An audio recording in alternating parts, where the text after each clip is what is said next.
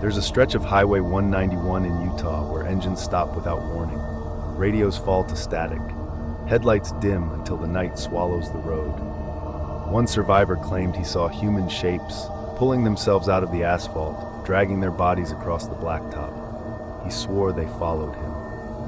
Dashcam footage has surfaced, grainy frames showing movement where there should be none. Police files speak of rigs found abandoned, trailers still running, drivers missing, and yet no official explanation exists. So the question remains, if you were behind the wheel and the detour appeared in front of you, would you keep driving? Before we begin, if you believe you'd have the courage to keep going into the unknown, subscribe right now.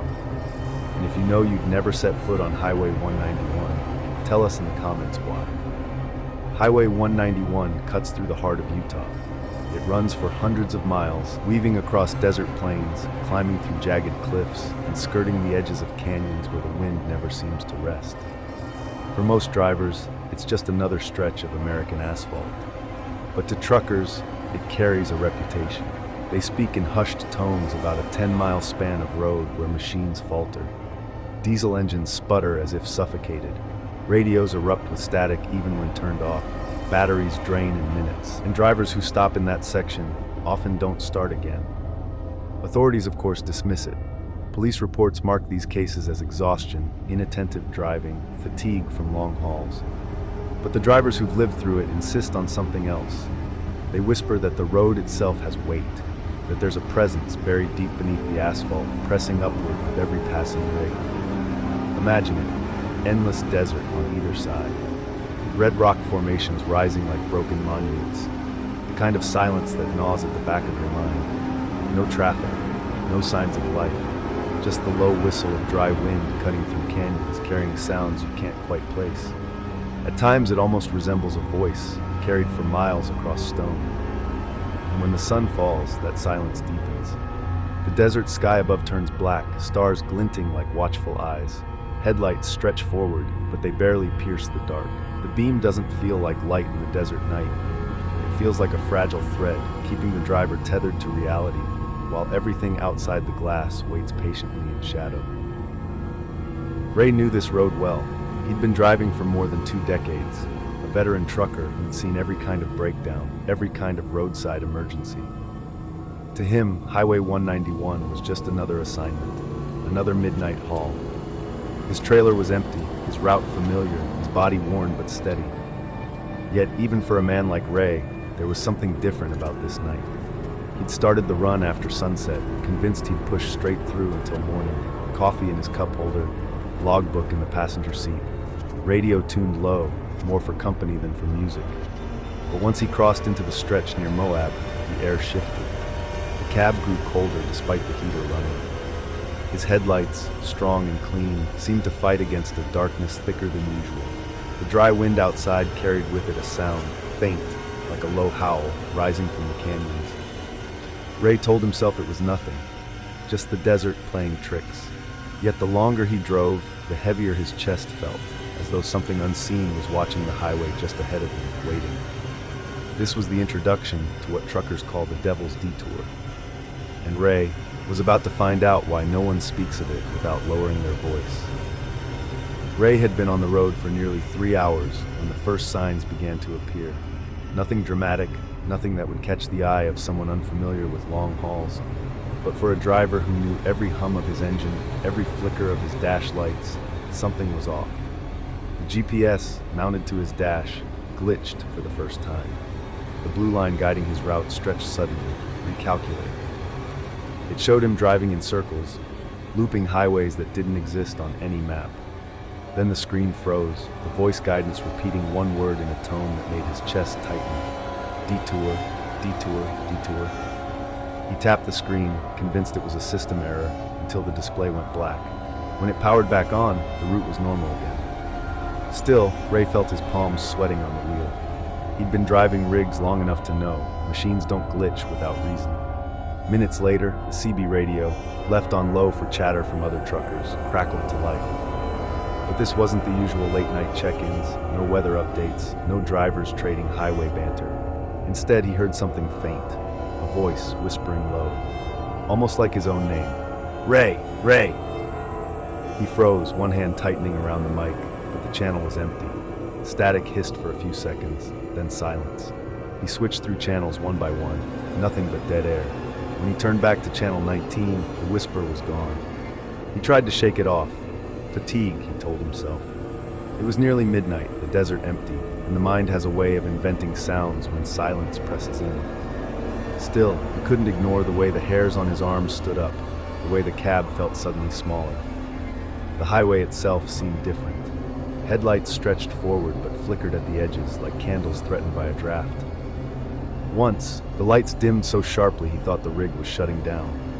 They flared back to full strength, but the moment left his pulse racing. Ray focused on the road, straight ahead, no distractions. But in the corner of his mirror, a shape appeared. Faint, a shadow standing at the edge of the highway.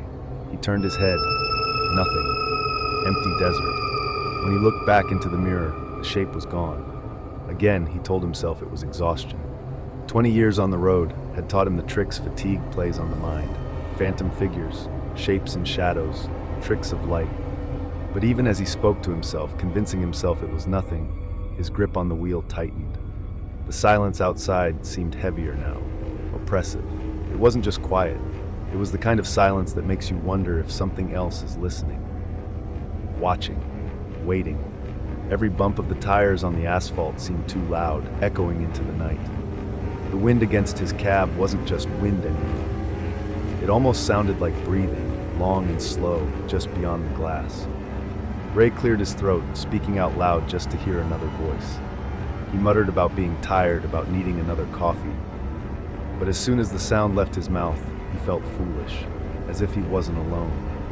As if whatever had been waiting out in that desert darkness had finally noticed him.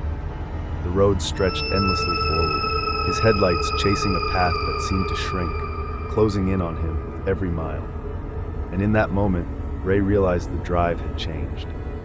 This wasn't just another midnight haul. This was something else. Something he couldn't name, but something he could feel watching. And here's a question for you. Have you ever driven alone at night and felt that same weight? That same sense that the darkness outside wasn't empty? Drop your story in the comments. I'll be reading. Ray kept his eyes locked on the road. Mile after mile, the desert stretched the same. No landmarks, no signs, just the endless strip of highway guiding him deeper into the night. Then, up ahead, something broke the monotony. A glow. Faint at first, growing brighter as he approached. A road sign. Large, metallic, and standing at the edge of the asphalt, but not one he'd ever seen before. The reflective paint burned against his headlights, letters shining clear as day. Road closed. U.S. Alt route. Ray slowed, heart thudding in his chest. He had driven this stretch of 191 more times than he could count. He knew every exit, every rest stop, every way station. And this sign didn't belong here. He leaned forward, squinting, convinced he must have missed it before. But no, he remembered clearly. There was no road closure last week, no alternate route. This wasn't on any GPS, any dispatch log, any trucker chatter he'd heard on the CB. Still, the arrow glowed, pointing right, off into the desert.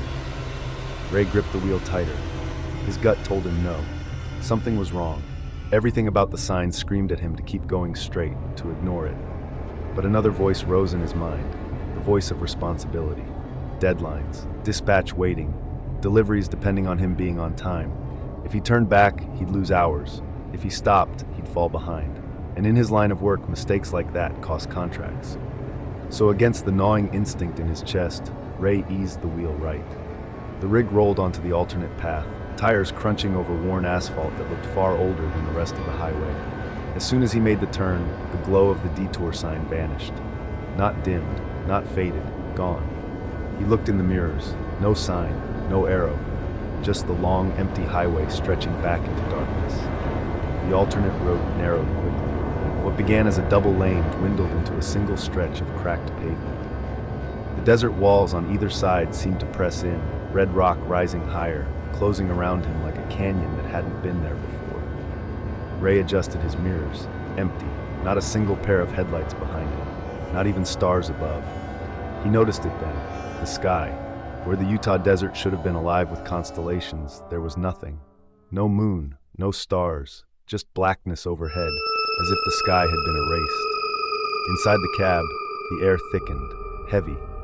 His breaths came shorter, sharper, as though something unseen was pressing down on the truck. The engine groaned louder than usual, straining, even though the trailer behind him was empty. He adjusted his seat, cracked the window for air, but even the desert wind wasn't the same. It didn't rush or whistle. It seeped in, thick and stale, like air trapped underground. He reached for the CB, considering a call-out, but something stopped him. What if someone answered? What if the voice that came back wasn't human? His grip tightened on the wheel. His gut screamed again. Turn around. Get out. This isn't right. But Ray pressed on, because what else could he do? Most people would have turned back here. Would you? If you think you'd keep driving, subscribe right now, and if you wouldn't risk it, explain why in the comments. Ray pushed forward on the alternate route, every sense telling him something was wrong. The longer he drove, the stranger the road felt. The first sign came from his dashboard. He glanced down at his load screen, the system that monitors the weight of the trailer. It read 0 when he started. Empty. Clean. But now the number was climbing. 200 pounds. 600. 1,200. Ray frowned. His trailer hadn't changed. There was nothing inside. Yet the system showed thousands of pounds being added. As though something invisible had climbed aboard. He gripped the wheel tighter, whispering under his breath that it was faulty wiring, bad sensors, malfunction, anything but the alternative. Still, with every mile, the numbers rose, pressing a chill deeper into his chest. Then came the second sign, a sound against the glass. He turned his head to the passenger side window. His headlights cast just enough reflection to show it clearly. Handprints, smears, not pressed from the outside, but streaked downward from the inside. Fingers, long, dragging, wet streaks trailing down the glass. Ray's throat went dry. His right hand hovered over the door lock, even though he knew the cab was sealed. He fought the urge to slam the brakes, to pull over, to throw open the door just to prove to himself nothing was there. Instead, he kept rolling, jaw tight, knuckles white against the wheel. Then the third sign. The beam of his headlights caught movement on the road ahead. A figure. Low to the ground, crawling across the asphalt. Its limbs bent wrong, stretched at sharp angles. The head twisted, jerking, as if the bones beneath were broken. Ray's heart pounded, and instinct screamed to swerve. But before he could, the figure was gone. Not crushed under his rig, not rolled aside, gone. He checked the mirrors, nothing. The road stretched empty behind him, yet his skin prickled with the certainty that something had touched the tires. The CB radio erupted then, loud, shrieking static that rattled his speakers. He reached for the knob, about to kill the feed, and through the static he heard it. A voice. Dozens of voices, layered over each other, all chanting the same words in a tone that made his stomach twist. Don't stop. Don't stop until it ends. The voices grew louder, higher, until they broke into screams. The sound flooded the cab. He ripped the radio's power, cutting it off, but the echoes still rang in his ears. Ray swallowed hard, eyes darting between the road and the mirrors, and that's when he saw them. Headlights, faint at first, distant. A convoy of rigs lined up behind him, their beams glowing white in his mirrors. Relief pricked at him for a moment. Maybe he wasn't alone. Maybe other drivers had taken the detour. But when he looked ahead, the road remained empty. His headlights reached only black asphalt, no trucks in sight. He flicked his eyes back to the mirror. The convoy was closer now. Their lights grew brighter, tighter, forming a long chain across the desert night. Yet no engines rumbled, no horns, no sound of tires, just silence. He blinked, leaned forward, straining to see details of their cabs. But each truck was the same, windows black, headlights glaring, lined perfectly like shadows. And then as he focused on them, his cab filled with another sound, knocking, slow, heavy, from the sleeper just behind his seat. Thud. He froze, blood rushing in his ears. Thud, thud. 3 knocks, deliberate. Ray's breath quickened. The sleeper was locked. He hadn't stopped once since taking the detour. No one could be in there. Yet the knocking came again, louder this time, closer. Thud, thud. He wanted to turn, to look, but every instinct screamed not to. So he stared straight ahead, forcing his eyes on the road, and in his mirror the convoy's headlights blazed brighter, filling the cab with white light until he could see nothing else. And still, the knocking continued. What would you have done in Ray's seat? Would you have pulled over? checked the sleeper? Or would you have kept driving, pretending nothing was there? Tell me in the comments. Ray gripped the wheel harder than ever. His eyes burned from staring straight ahead, refusing to glance back at the sleeper, refusing to check the mirrors again. The convoy's lights still burned in the glass, but he knew, deep down, nothing human was following. And then it happened. The engine coughed. Once, twice. His dashboard lights flickered, gauges dropped, then spiked before flattening to nothing. The truck shuddered, and in the next breath, the engine died. Silence filled the cab. Not the kind of silence that comes when a machine shuts down, but a deeper silence. A silence so heavy, it seemed to press against his skin, pressing down on his chest, squeezing the air out of his lungs. The headlights dimmed, sputtered, then went dark. Ray's rig coasted to a slow crawl, then stopped in the middle of the road. He sat frozen, his heartbeat loud enough to drown the world. His fingers hovered over the ignition, desperate to turn the key, desperate to hear the engine roar back to life. But something kept him still. Because the moment the truck died, the road began to move. It started as a shimmer in the asphalt ahead, as if heat waves were rising from the surface. But there was no heat here, no sun, just endless black. Then the shimmer broke. Cracks spread across the pavement, thin lines at first, spreading wider until the road looked like skin tearing open.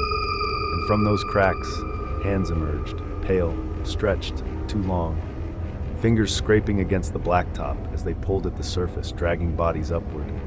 Figures rose from the asphalt like it was water, their torsos twisting unnaturally, shoulders bending as if their bones weren't meant to hold them. Their eyes, black hollows. Their mouths, wide, stretched open, as though locked in an endless scream. But no sound came from them. They clawed their way out in silence, their jaws unhinged, their eyeless faces fixed on Ray's truck. One after another, they dragged themselves fully free, skin smeared in tar, bodies dripping black fluid that hissed as it struck the road. And then they began to crawl. Dozens of them, their hands scraping the asphalt. The sound filled the night. Sharp, nails against steel, multiplied until it became a chorus of scraping, clawing, dragging.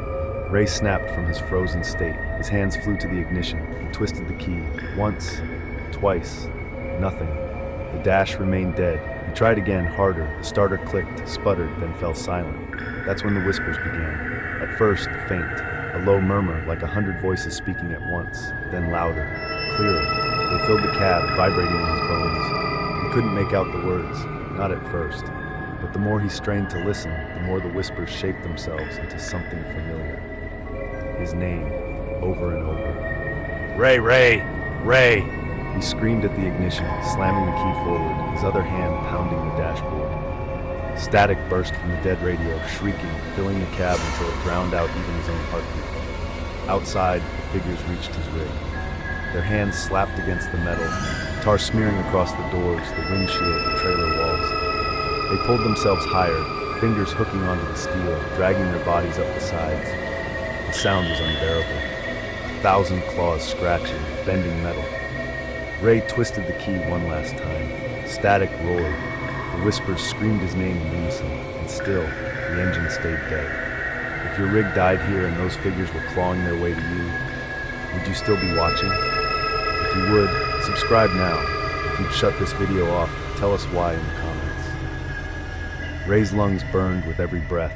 The whispers filled his cab, the claws beat against steel, and the dashboard remained dead. Then, through the chaos, his mind caught on a fragment of memory. Something he'd heard long ago, muttered on Channel 19, traded between drivers as half joke, half warning. A phrase no one claimed to have spoken first, but one passed down through countless nights. Don't stop until you're through the fog. He clenched the wheel tighter, his teeth grinding.